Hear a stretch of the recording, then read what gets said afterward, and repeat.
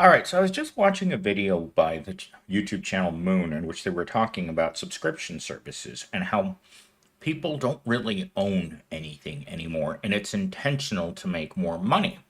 And of course, as I was thinking about that, buying digital textbooks, music, video games, software for your computer, that it feels like they're trying to force me to buy a new version of Adobe Premiere every year and then getting rid of the old software so you can't download it just in case you lose it.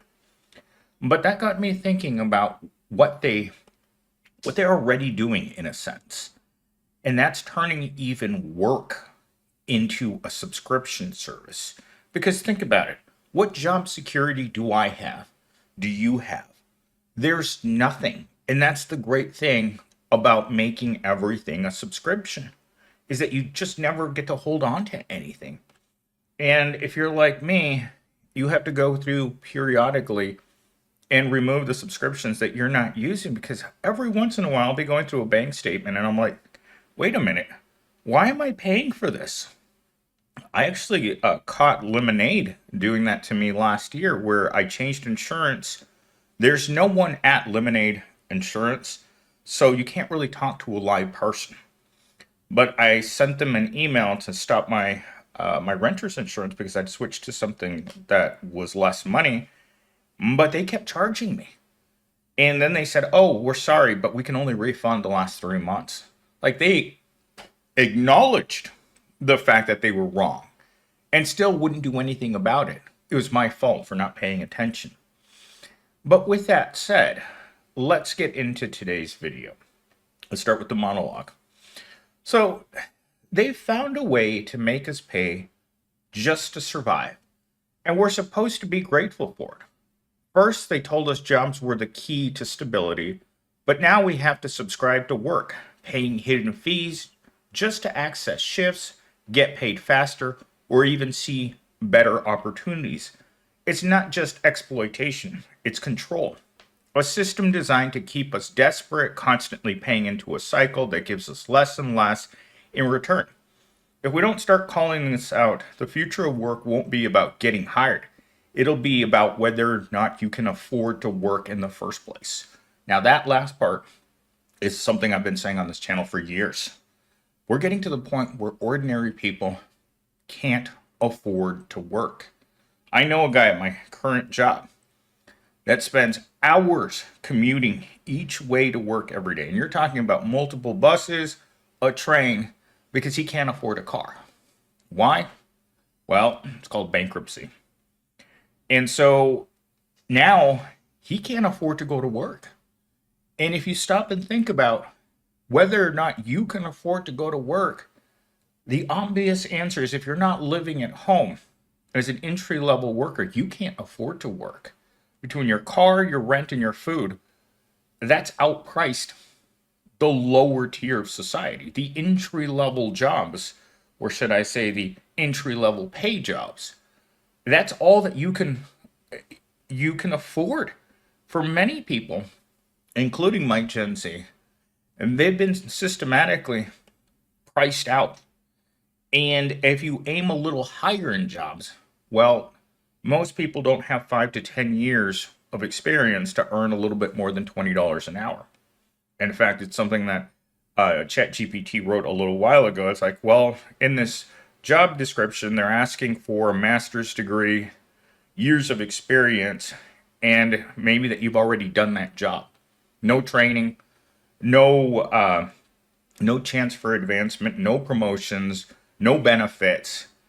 It's absolute crap what's out there in the job market. And they're trying to make it much, much worse. So let's get into talking point number one. Many gig platforms charge workers just to access jobs, whether through background check fees, onboarding costs, or premium subscriptions for better gigs. I've always felt that the onboarding process was a scam because they're looking at your education, your background, and they're also doing your educational background, your credit background, and your work history. All that costs money, and employers don't want to pay for it.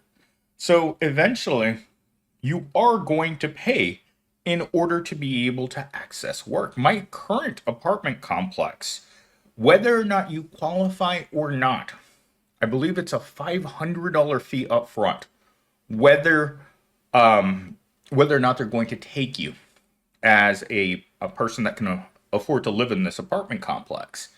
And it's not refundable. And you have to think, well, what if they did that to jobs where you had to pay? Because that's the thing with corporations, is that they want to minimize costs, minimize their accountability, minimize risk.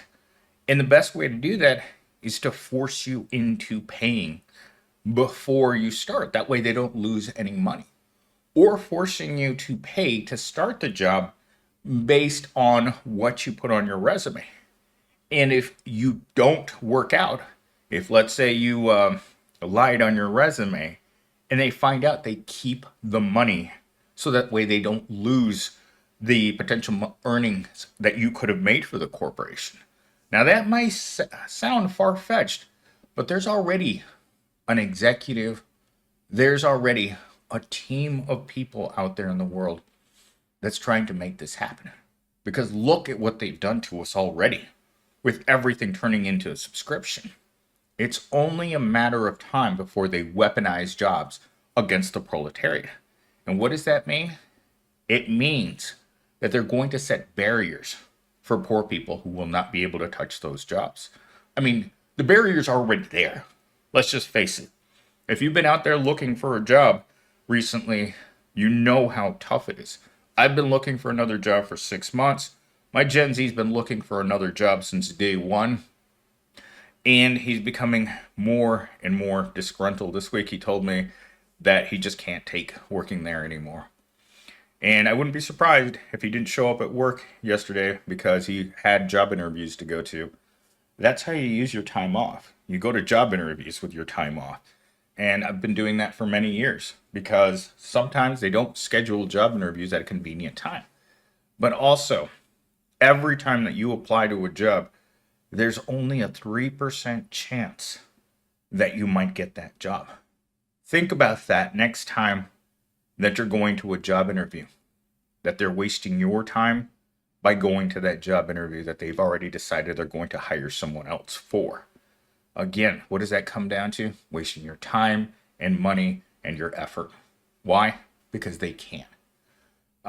In this particular script, when it was talking about the corporations, ChatGPT didn't refer to the corporations as evil corp. It referred to them as fake corp, which I think sounds a little bit better in some circumstances. Talking point number 2. Workers provide their own tools, transportation, and resources, yet companies still take a massive cut from their pay. If you don't pay for priority access, you're left fighting for scraps while the platform makes money off your struggles. You know what that also feels like? It feels like a dating site. Like there's going to be a Tinder for work, and employers are going to be able to go through your profile and swipe left or right, and the people that don't look like they want.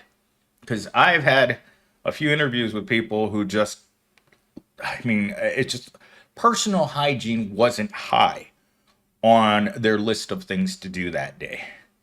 And in fact, I was talking to someone the other day at work, and they mentioned someone who will not be mentioned here, but we all know who it is, that their personal hygiene wasn't exactly to office standards. And she told me, oh my God, I just wanted to tell him to get out because he stank so bad. And I was just like, oh my God, why is she telling me this? It was a very strange week this week at Evil Corp. But the whole providing your own transportation, I feel that with driving jobs. Like your car is so expensive to drive, and gas is going up again. I think they said it's over $4. And they don't adjust your pay based on the type of car you drive. Because whether or not you drive a nice car or an ugly car, I've seen people delivering food in $100,000 vehicles, and you wonder why. There's one reason why. Their parents are rich, they are not. And so they still have to go out and fend for themselves, doing whatever they can. Because if you're straight out of college and you have 0 years of experience, you are going to fall victim to fake corp's need for your labor. You are going to have to rent your labor to Evil Corp because that's what you have to do. If you want to live and you can't live at your parents' house, well, there's only one thing you can do. It's either you sell your soul to the corporations or you don't eat and you climb into a ditch and you just lay down and give up, which is my retirement plan right now. All right, talking point number 3. Companies are experimenting with pay for access models where workers may need to pay fees to unlock job listings, shift schedules, or better pay rates. This is truly evil. Again, who are they targeting? When you look at charging people to get work, it's just like any other subscription service or premium service.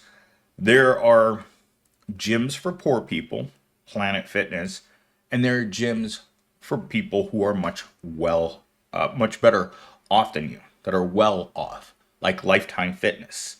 That gym is expensive, but I will tell you, it is very nice. If it was closer to my house, I'd be working out at Lifetime instead of my bargain gym that seems to be falling apart. If you guys watched my last short video this morning, it's incredible how little maintenance a building owner will do on their property.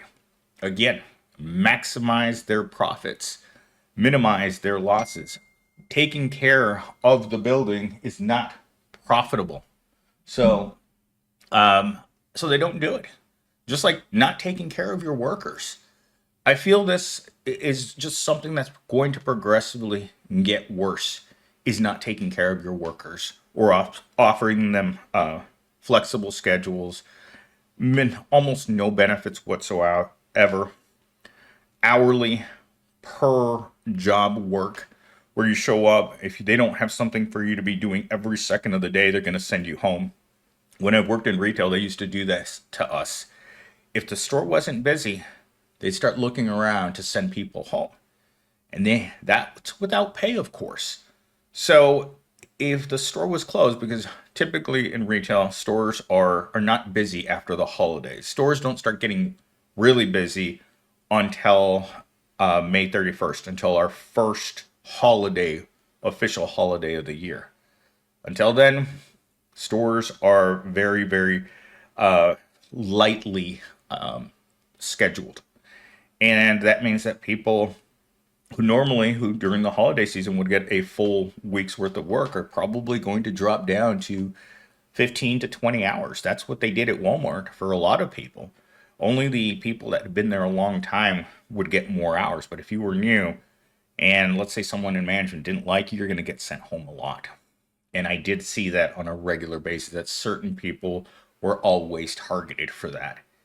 But that's just the way the corporations work. Again, everything about a corporation, in my opinion, shouldn't be allowed to exist. Any business that can't pay a living wage because of a need for record profits is unethical and should not be allowed to continue running in that manner. All right, our next talking point. The system is designed to extract profits from workers while keeping them desperate for the next gig. If you're paying for access to jobs but have no job security, you're basically renting your labor from corporations. And this is something that I felt when I was working for Labor Nation in between jobs, in between getting my current job and losing my job at the call center, was that it felt really, really terrible because some days you look on the website and there wouldn't be anything there. And sometimes the jobs that you would get were so far, you'd have to spend almost the equivalent of money to Uber to the site if you didn't have a car like myself. And then you'd come home with $5 after paying for your ride. And this was just me going one way.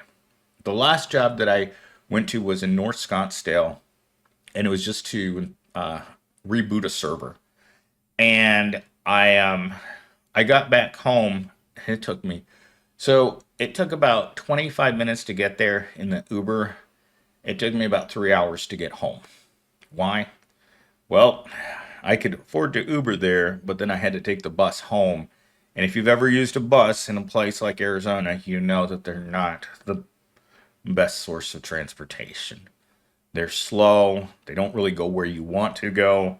It's not like just driving yourself to work. And then often, like this guy that I know at work that doesn't have a car, the bus drops him off at one place and then he's got to walk down the street in order to get to work. So after he gets off his last bus, he still has to walk like half a mile from the bus stop to the building. And that's slow and not worth it.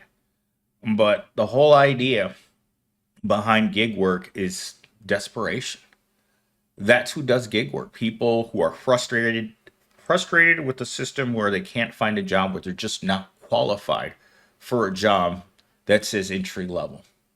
And I've seen this personally because every time Gen Z comes back from a job interview where he didn't get hired, the first thing he says to me is they wanted someone with more experience. But the job pays $16 an hour. Are you kidding me? No. Gig work is desperation work. Minimum wage work is desperation work. And even a little bit higher is still desperation work. I consider myself a desperation worker. They treat me like crap. They insult me all day. It's humiliating, degrading. I never know what I'm going to end up doing on any given day from moment to moment, where I'm going to be or what I'm going to be doing. I don't have an actual job. It's just a bunch of jobs that they make one person do. And my boss is like, well, why don't you make Gen Z do something? Gen Z couldn't even install a power outlets in one of the conference rooms last week. And I was just like, one of the office workers was telling me about this yesterday. It's like we told him to install the power, and he's just, I don't know how. Millennial Stem will have to do it when he comes back. I was just like, oh my God. How?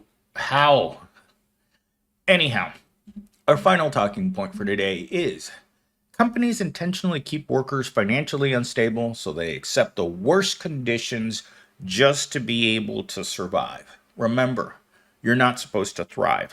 Happy workers don't work at Evil Corp. They need the conditions to be absolutely terrible. In fact, yesterday I was reading a story while I was bored at work in which a person came in to take a job and their desk was a box turned sideways and a like a camping chair. And I was just like, oh my God. Dimly lit room with a cardboard box as your desk. I can only imagine what they said to that person in the job interview. Like we're like family here, or it's not about the money. The stupid things corporations say in order to get workers to work for them. But I just couldn't believe it. But the worst possible conditions is absolutely true. The workplace right now is the most toxic I think it's ever been, especially when it comes to what you can buy with your wages. They want you to be miserable at work. Management and reinforces that they want you to be miserable at work. In fact, I was reading an article this week where Amazon wants to get rid of all middle managers because they're not necessary. They're just people who are just trying to take credit for everyone else's work. At least that's the way that I've seen it. Every senior manager that I've had at Evil Corp does that. They're like, oh, well, it was all me. And you're like, you're not even in the same state. How is it possible that you can take credit for work from a person that lives 10 states away? But they'll try to do it anyway. Say it was their idea, say they came up with the right solution, say that they did all this, and then suck up to the boss that's above them. I've seen it so many times. It's terrible.